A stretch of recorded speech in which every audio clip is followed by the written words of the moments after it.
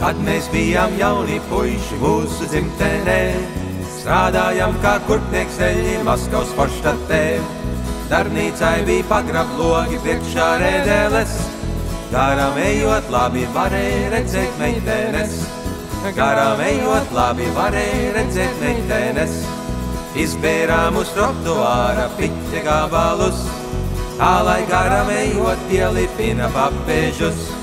Skuķi loga priekšā ar piķi mocījās, tīrot to no papēžiem tās forši locījās.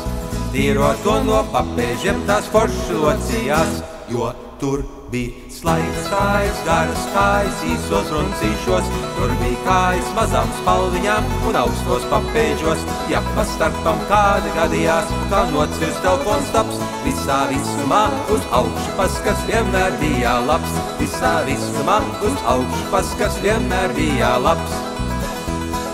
Tā pie loga vienos priekos dienas pavadīja, štruns pa to, ka meistars mani bieži sabraņīja. Pēkšņi vienā dienā sastingu kā triekasists, trotuāra piķī iegāzies bija policists. Trotuāra piķī iegāzies bija policists.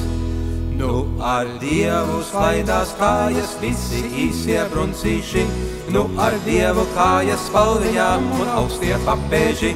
Tiesnesis bija niknā omā, advokāts mums nebija labs, sots, ko piespieram uzķēra, tā kā pārbrauktuves taps. Sots, ko piespieram uzķēra, tā kā pārbrauktuves taps.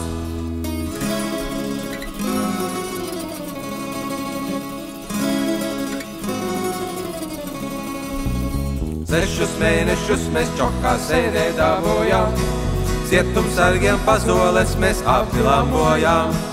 To mēs skaidri zinājām, kad ārā izkļūsim, kurpnieku pagrabā mēs darbu tūliņ meklēsim. Kurpnieku pagrabā mēs darbu tūliņ meklēsim, jo tur bija slaids kājas, garas kājas, īstos runcīšos. Tur bija kājas mazām spalviņām un augstos papēžos. Ja pa starpam kādi gadījās, kā nocirst telefons taps, visā visumā uz augšu paskats vienmēr bija labs. Visā visumā uz augšu paskats vienmēr bija labs.